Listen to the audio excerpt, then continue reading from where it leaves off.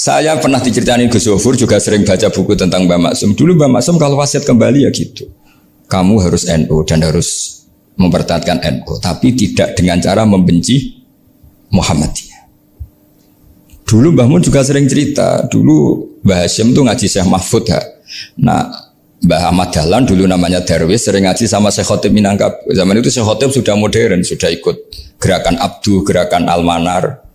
Sehingga bawaannya Mbah Ahmad Dahlan ini agak-agak agresif.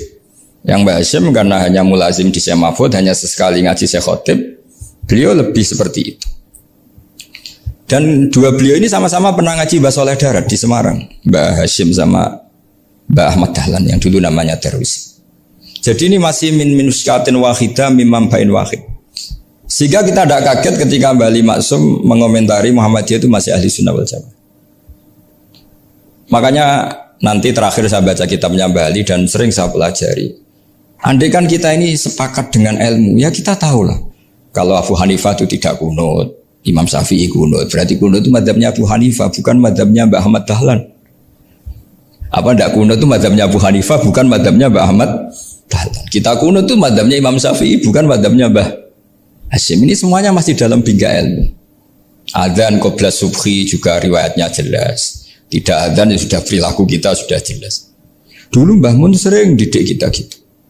Saya sering dengar cerita kalau dulu Pak Arif Fakhruddin begitu hormat sama Mbah Ali, apalagi duriahnya Mbah Azhar Basir, karena beliau dulu ngaji di Termas. Dulu itu nggak ada masalah karena semuanya dianalisis pakai ilmu. Tapi sekarang pakai identitas, yang kunut itu NU, yang nggak kunut Muhammadiyah. Berarti Abu Hanifah itu Muhammadiyah, Imam Syafi'i itu NU. Berarti Imam Syafi'i itu ya anak buahnya Ki Miftahul Ahyar kira-kira gitu kan anak buahnya Pak Said Akil. Kan terus jadi repot. Dulu kita ini pengagum ilmu, bukan pengagum perbedaan. Sehingga di sini yang saya kagum dari sekian ceritanya Mbah Ali Maksum, supaya kitab ini to the point, supaya nggak lama-lama karena waktunya juga. Nanti kalau kemalaman ini kena semprit ini sudah. Ini diantara yang diceritakan Bali itu unik. Imam Syafi'i itu sering tawassul, sering wasilah sama siapa itu? Abu Hanifah. Ini sudah tak petakan, saya baca yang sensitif-sensitif lah. So yang ini ya. Ziyar al-Babus Samin, terus sebentar ini yang bab tawassul.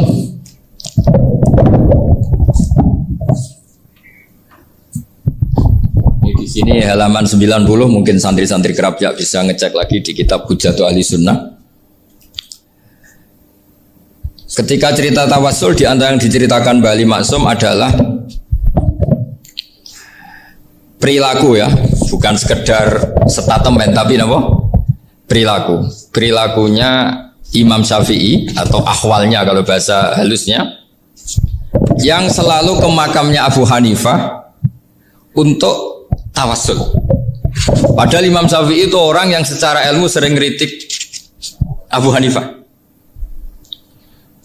Jadi ini saya baca ini di halaman 100, jadi tawassul mulai halaman 9 berapa ini sampai halaman ini yang qala sami'tu Syafi'iyya yaqul inni la atabarraku bi Abi Hanifah wa aji'u ila qabri fi kulli yaumin zairan fa idza uridat li hajatun shallaitu rak'atain, halaman 100, waji'tu wa sa'altu wa ta'ala al hajat indahu fama taqudu anni hatta tuqda. Kanal Imam Syafi'i ayyama huwa bi Baghdad yatawassalu bil Imam Abi Hanifah yaji'u ila dorihi fayusallimu alaihi wa yatawassalu ila Allah bihi fi qada'i hajati. Terus wa yatawassalu Imam Ahmad bi Imamina Syafi'i. Jadi di antara yang diceritakan Mbah Ali Maksum itu betapa Imam Syafi'i yang terkenal sering mengkritik Abu Hanifah dalam tatanan fikih karena beliau tidak percaya ada istihsan. Abu Hanifah berpendapat adanya istihsan, dan kita tahu lah ikhtilafu Syafi'i wa Abu Hanifah itu besar sekali. Tapi beliau itu tahu Abu Hanifah itu orang yang sangat soleh. Abu Hanifah itu kalau ketemu sama orang yang utang beliau itu yang lari bukan yang utang Abu Hanifah, karena takut orangnya itu isin. Jadi kalau ketemu yang utang di jalan itu yang sembunyi itu Abu Hanifah. Kenapa engkau sembunyi? Ada yang utang saya lewat, nanti orangnya malu. Jadi setingkat Robiah Adawiyah itu beliau di rumah ada maling itu sembunyi. Ditanya kenapa engkau sembunyi? Malu, gak ada yang dimaling. Malu sama malingnya karena serumah itu gak ada barang yang layak dicolong itu. Itu Robiah sampai sembunyi. Itu yang bisa niru itu Abu Hanifah. Jadi wali-wali besar ini ternyata saling menghormati dan saling tawassul. Nah saya berharap tawassul ini bukan sekedar perilaku sosial, tapi memang ada sanadnya. Sehingga terus diceritakan Bali di sini dulu istaqa Umar bil Abbas. Kata siapa tawassul harus dengan Rasulullah SAW? Dulu istaqa Umar bil Abbas. Sayyidina Umar itu tawassul istisqa dengan Sayyid Abbas. Padahal kita tahu Sayyid Abbas ini tidak nabi. Terus beliau cerita sampai Imam Syafi'i tawassul sama Abi Hanifah. Sehingga gak ada perdebatan itu kan Umar. Kalau Umar kan ada jaminan boleh diikuti karena beliau sahabat. Bali cerita tentang Imam Syafi'i yang tawassul dengan Abu Hanifah. Seargumentatif itu. Maka saran saya kepada alumni Kerapia, santri-santri Kerapia, karena saya hanya berani ngomong sama santri Kerapia, sama mas saya hanya ada berani kalah sepuh. Itu tradisi keilmuan itu harus dijaga dengan hujjah dan dengan tadwin, dengan pembukuan. Saya punya sekian cerita ya, misalnya dulu kita mungkin iskal itu janggal. Kenapa sih orang Islam tukaran sama orang Islam? Sehingga di antara doa Nabi yang enggak dikabulkan Allah, enggak boleh dikabulkan sama Allah, enggak boleh, bukan berarti kamu saja. Redaksinya famana aniha, memang enggak boleh. Redaksinya bukan falam yastajib lahu, tapi famana aniha. Di Al-Marrah As-Salisa ini Nabi dilarang, yaitu melarang umat Islam itu jangan sampai tukaran sama umat Islam sendiri. Itu kata Allah, ya tidak bisa kata Allah, kalau itu tidak saya kabulkan. Itu dulu guru-guru kita nyontohkan sederhana. Kira-kira kalau saya tukaran wek Gus Zofuru, Mbah Mun luwih ikhlas dibanding ditukari wong liya. Nakno kakak ditabuk adik, wong tua luwih ikhlas dibanding ditabuk tonggo. Barokahnya membaca kita lebih mentoleransi. Kalau ada Mbah Hashim dikritik Mbah Fakih Mas Kumambang, kita ikhlas itu. Tidak dikritik guru PAUD, itu kan? Atau dikritik orang-orang yang nggak bisa ngaji. Artinya ternyata keliru kita bilang kiai kok tukaran. Justru bagus kiai tukaran. Dibanding kiai dikritik guru PAUD atau dikritik orang-orang yang nggak bisa baca kitab. Akhirnya barokahnya baca kita menjadi tahu. Dulu Mbah Mun sering cerita, ini masih cerita silsilah ya. Jadi Bali Maksum tadi kita tahu di antara guru besarnya Bali Maksum tentu Mbah Mahfud Termas. Beliau adalah adik dari Kiai Mahfud Termas. Mbah Dimyati ini adik Kiai Mahfud Termas. Itu punya saudara namanya Abdul Razak, juga punya saudara namanya Dahlan. Itu yang membawa Thariqah Syadziliyah di Solo Raya, yang sekarang alhamdulillah diteruskan Gus Wafi. Dulu di antara pesannya Mbah Mun ke saya, hak Wafi kandani kon ziarah ning Mbah Dimyati. Mergo Thariqah Syadziliyah dulu itu yang bawa keluarganya Mbah Dimyati. Jadi semuanya ini masih zuriyatan ba'duha min ba'd. Nah pesan saya karena tadi Mbah Munawir yang termasuk orang pertama yang bawa Quran, bawa Qiraah Sab'ah. Kenapa saya bilang termasuk? Karena kalau bilang paling yang pertama ini nanti butuh data. Dan itu agak kerepotan lah. Tapi yang jelas mimman istahara lah. Mimman istahara yang membawa Sab'ah ke sini itu adalah Mbah Munawir. Terus beliau ngajarkan diantaranya ke Mbak Arwani pakai kitab Satibi, pakai kitab Nazmus Satibi. Terus Nazmus Satibi itu diteruskan oleh Mbak Arwani, ditulis. Yang nulis dulu Mbak Dola Salam. Bapak saya itu murid Mbak Dola. Dulu Mbak Dola sebelum ke Mbak Arwani ngaji sama Ki Said di Sampang. Bapak saya sebelum ngaji di Mbak Dola sudah hafal Quran lewat buyut saya sendiri namanya Ki Zubaidi. Yang Ki Zubaidi akhirnya jadi menantunya Mbak Ahmad Su'eb. Jadi buyut saya kandung ini namanya Sofia, itu asal keluarga Lasem, yang adiknya Sofia ini punya adik Badiah yang jadi ibunya Ki Sahal. Ki Sahal punya Mbak Yu namanya Musayanah, punya di Garwo Ki Mansur punya anak Gus Koyum. Jadi dulu ibu saya, ibunya Gus Sofur, ibunya Pak Maftu itu semuanya di Lasem. Karena saya dari keluarga Gen ya Lasem, dari keluarga sanad guru ya Lasem. Tapi Lasem Badawi itu dulu ngajinya di Mbah Umar Harun di Sarang. Mbah Umar Harun ini menangi Sayyid Ahmad Zaini Dahlan. Sayyid Zaini Ahmad Zaini Dahlan ini punya cucu keempat yang hidup di Sedan, terus makamnya di Lasem, namanya Habib Haidar, itu yang nulis biografinya Mbah Maksum. Mbah Maksum bukan Bali, biografinya Mbah Maksum itu ditulis oleh Habib Haidar, namanya Haidar bin Hasan bin Sodaqoh bin Ahmad Zaini Tahlan. Nah, Habib Haidar ini menantunya Sayyid Hamzah Sato. Hamzah Sato itu Hamzah bin Abdullah bin Umar, itu kakaknya Sayyid Abi Bakar Sato, Sohibul I'anah. Nah, Sayyid Umar ini yang dulu ngajari mbahnya Mbah Mun namanya Ahmad bin Syuaib. Nah, di antara ajarannya adalah baca kitab-kitab kecil yang bisa dihafal. Dibawalah ke sarang jadi metode muhafadzah. Tapi kemudian lama-lama oleh pondok itu jadi syarat kenaikan kelas. Dulu nggak ada muhafadzah untuk kenaikan kelas ya, supaya orang alim itu harus hafal, lama-lama dipakai syarat untuk muhafadzah. Jadi semua ini sanad harus kita ingat supaya kita bisa menjaga tradisi.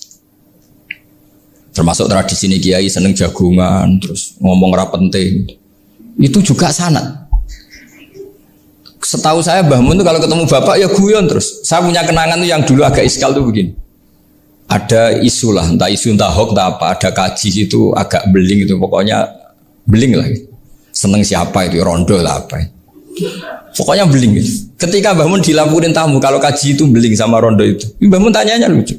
Lu ayu no cum. Wahyu banget Mbah. Wahyu. Itu bapak juga bakas ayu nih. Dulu saya sekali ini kiai kok bakas wong ayu, bakas bodine barang lah kira-kira gitu. Tapi setelah saya tambah alim, tambah ngerti itu, kata bapak gini, ya abek bakas ayu hak timbang iya no malah kozaf. Ternyata seni. Sekali Mbah Mun atau bapak bilang waji kok zino kaji, maka larinya ke kozaf. Maka menghindari bahasa menuduh, ngomong yang nggak penting. Loh ayu no. Jadi kiai dulu tuh orang sok suci tapi menghindari hal-hal yang jadi punya seni untuk ngelola kehidupan. Orang bermalam-malam jagungan sama teman asik itu kan perlawanan terhadap nafsu kita, syahwat kita untuk mungkin nikmati dugem di bar atau di tempat-tempat maksiat. Itu setan di Indonesia tuh kakuati sama Ki Jawa. Orang supaya tidak tertarik maksiat itu Ki Jawa cukup ketemu kancane masak terong guyon, gejol-gejolokan zaman mondok, sewengi lulus sangka maksiat. Bar wis tutup. Perlawanannya sederhana, nggak pakai tahajud, nggak pakai wiridan, karena Ki Jawa juga kalau rapati potongan ahli ibadah itu jagungan. Jadi setahu saya itu pernah lihat Bali itu sekali ketika beliau ngisi ceramah di Mbah Hamid Bedowi, sama masih kecil diajak bapak. Dulu kalau bapak ngelihat Bali sama Mbah Hamid itu mesti nangis, karena dua orang alim bertemu. Yang akhirnya ya bisanan itu Mbah Hamid punya anak Gus Nasih, di sini ada Mbah Nafisa, terus jadi Mbak Salih Hindun itu. Jadi dulu tuh ya guyon terus ketika itu yang sering bodoni Mbah Hamid itu ya Ki Bisri. Ki Bisri itu kalau datang ke Ki Hamid Pasuruan, nak wali tenan aku teko ditata nomangan. Jadi ukurannya ya. Ternyata sampai sana dikei mangan tenan. Masih belum mengakui kan nak wali tenan aku itu kiai rung di mobil, dongakno aku di mobil. Sudah kalah satu seri itu masih gak terima. Lalu itu Mbah Hamid akhirnya berdoa, ayo monggo, mungkin-mungkin Ki Bisri gak ada mobil. Itu setelah didoain masih tanya, mereknya apa merek? Itu Mbah Hamid jawab, ya paling Holden itu. Nah, paling Holden. Itu nyari mobil itu ya adalah dapatnya Holden. Suatu saat Mbah Bisri diundang Mbah Hamid gak dikasih besar, karena utangnya sudah banyak Mbah Hamid, Mbah Bisri ini utang doa tadi. Itu ya gak dikasih besar ya gak mau kesang apa-apa kelambimu kayak aku. Didol sama muhibbinya Mbah Hamid itu harganya melebihi jatah bisaroh. Ketemu Mbah Hamid, Kang, susu Kang, mergo. Jadi dulu itu rileks, makanya ini yang diceritakan Gus Zofur. Sebetulnya kalau kiai-kiai itu bersanad itu ya rileks, hidupnya itu rileks. Karena rileks ini perlawanan terhadap kemungkaran. Saya dulu musyawarah sering sama Gus Zofur usul fikih. Itu jelas di antara yang ditulis Lubil Usul itu. Ya kita tahu tadi misalnya sanad usul fikih, Mbah Ber itu sangat al-usuli Ki Zubair Dahlan, abahnya Mbah Mun. Punya murid di antaranya Kiai Sahal. Kiai Sahal punya karangan Thariqatul Husul fi Syarhi Lubil Usul. Itu Thariqatul Husul itu beliau ngendikan dalam mukaddimah bahwa saya bisa mensarah ini berdasar ngaji maknani sama Mbah Zubair. Terus beliau mengutip sarah itu dari kitab Nailul Ma'mul. Beliau ngendikan binus khotin khotiyah ghairi matbu'ah. Dan itu ditemukan di Kiai Mansur di Lasem, karena Kiai Mansur iparnya Mbah Sahal. Mansur bin Khalil itu diantara katibnya Syekh mahfud. Jadi semuanya ini sambung. Mbah Ber saking ahli usul fikihnya, kalau ngajar usul fikih itu kalau guyon takriran saya ini lebih memahamkan ketimbang Sarah. Ya sudah, terus Mbah Zubair Kiai Fakih, terus Syekh Mahfud. Di sini Syekh Mahfud termasuk orang yang dekat Mbah Munawir sampai putrane Mbah Mahfud namanya Gus Muhammad dibawa Mbah Munawir, kemudian mondok di Termas diantaranya, terus dinikah jadi menantunya kalau nggak salah Haji Taslim di Betengan, kemudian sekarang juriannya Mbah Mahfud di Betengan. Ini nggak boleh hilang secara seperti itu. Diantara di usul fikih diterangkan, ketika diantara 5 hukum itu ada yang bernama mubah. Mubah itu boleh dilakukan, boleh ditinggalkan, dan kalau dilakukan ya tidak berpahala, ya tidak disiksa. Itu ada ulama yang protes. Protes gak bisa seperti itu. Ithma min mubahin illa wa yatahaqqaqu bihi tarku haramimma. Fa'il zamu minas sukun tarkul qatli wa minas sukut tarkul qadaf. Tidak bisa, mubah itu tidak ada. Kalau kiai jagungan semalaman, itu Allah ngitungnya itu hada taroka dugem, wahada taroka delok dangdut, wahada taroka kada wakada. Itu luar biasa. Dan kita ngikuti yang seperti itu saja. Gak usah tahajud, gak usah witir telulas, kaya ora kuat timbang gremeng.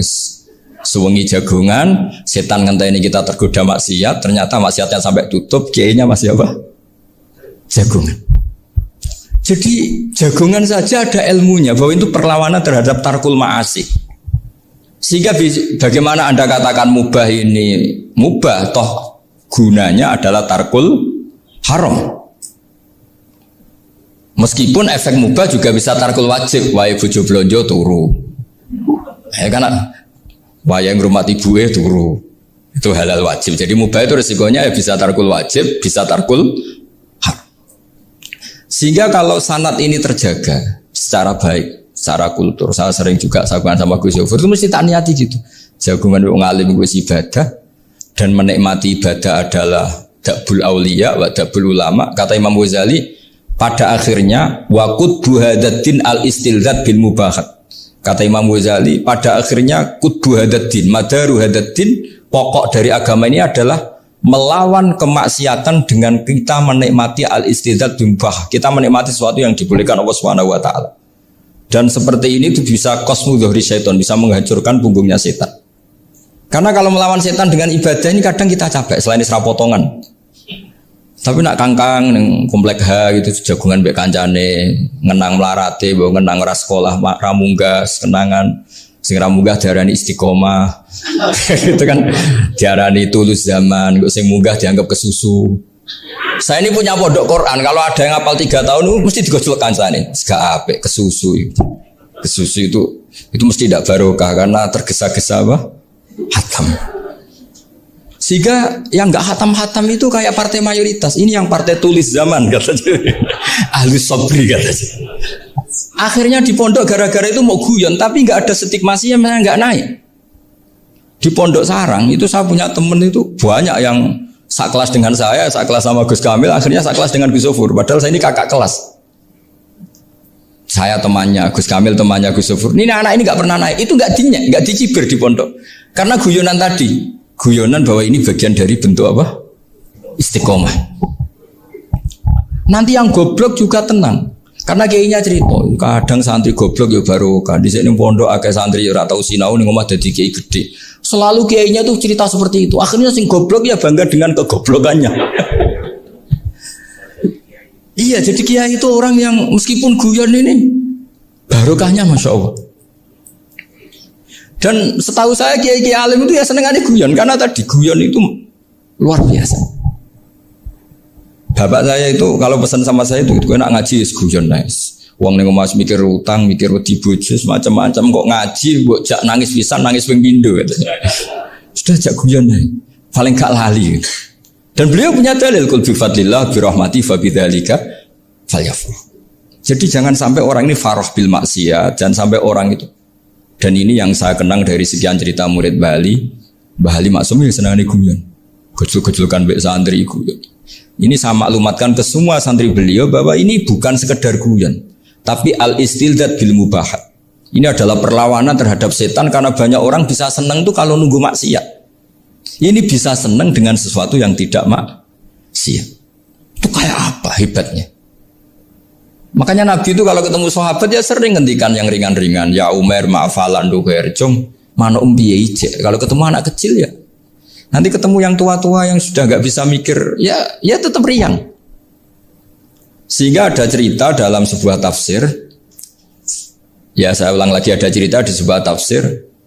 Kenapa Nabi Musa ditanya Allah wa matilka biyaminika ya Musa. Ma'ana wa ta'ala a'lam. Tentu Allah sangat tahu yang dibawa Musa itu apa. Karena Allah tahu Nabi Musa itu grogi. Orang dipanggil wali maksum pasti grogi. Santri dipanggil Mbah Mun pasti grogi. Kenangan saya setiap dipanggil Mbah Mun ya mesti tanya. Yang ringan-ringan. Wis sarapan ya. Arung sarapan ya sarapan. Pas sarapan ya kan. Tanduk mangan sing enak. Orang santri ora tau mangan enak. Ya tidak pernah ngomong yang penting. Ngendikan yang penting. Nah karena Nabi Musa ini grogi. Ini sebagian tafsir. Itu ditanya yang ringan. Sake iku nggawa apa? Karena pertanyaannya ringan, Nabi Musa juga ringan. Ya Nabi Musa itu sampai lali, itu pangeran. Sing ya'lamu sirra wa akhfa. Diterang. Niki tongkat Gusti. Gunane gak ada Gusti tongkat iki. Qala ya aso ya atawakkau 'alaiha wa ahusyu biha 'ala ghanami wa liya fiha ma'arif ukhra. Oh tongkat Gusti niki penting Gusti. Nggih nak. Nggih macam-macam lah Gusti. Atawakkau 'alaiha wa ahusyu biha 'ala ghanami kangge menghalokan wal. Masih terang terakhir dan yang lain-lain Gusti. Wa liya fiha ma'arif ukhra. Sehingga akhirnya rileks. Karena Nabi Musa terus ngerti. Ternyata ketemu pangeran itu gak seserem yang saya bayangkan gitu. Pertanyaannya ringan. Itu ada ilmunya. Tapi cerita ini yang versi tafsir ini tidak yang seperti di Manaqibul Ghazali. Di beberapa kitab tentang Manaqibul Ghazali diceritakan di alam roh Nabi Muhammad SAW itu yubahi bi umati, saking yubahinya sampai ngendikan ulama umati ke anbiya Bani Israel. Ulama umatku itu pinternya atau statusnya itu mirip-mirip lah. Kaf itu ya mirip-mirip kayak ulamanya nabinya Bani Israel. Akhirnya Nabi Musa itu tersinggung sekali. Bagaimana mungkin ulama disamakan dengan apa? Nabi. Sehebat-hebatnya ulama itu kan tidak akan yabluhu darajatan nubuwah atau yartaqi la darajatin nubuwah.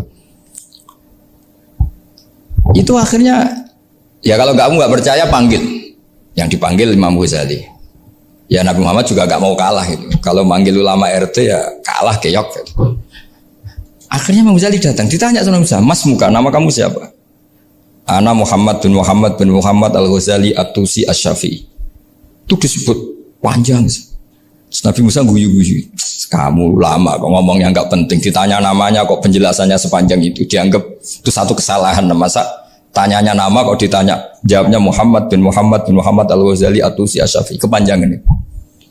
Ketika Nabi Musa agak mencibir, agak gimana itu. Terus Imam Ghazali, kalau ini masalah, lebih masalah jenengan. Apa itu? Yang tanya jenengan tuh Allah ya'lamu sirra wa akhfa, dan Allah hanya tanya wa ma tilka biyaminika ya Musa. Harusnya jenengan jawab aso ya titik, bukan kepanjangan. Atawakkau 'alaiha wa usybiha itu kepanjangan. Allah tanya yang di bawah kamu itu apa? Yang di tangan kamu. Harusnya jawabnya hanya aso ya. Tapi kenapa penjelasannya sepanjang itu?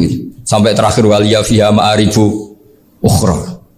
Terus pinter tenan aja gitu. Terus Nabi Muhammad, Nabi Musa terus bilang, ya pinter tenan aja gitu. Padahal kita tidak pernah GR seperti itu kan, kebetulan Imam Ghazali. Gitu. Kalau yang lain mungkin ya keok lah kira-kira gitu. Tapi ini cerita dalam khazanah keilmuan.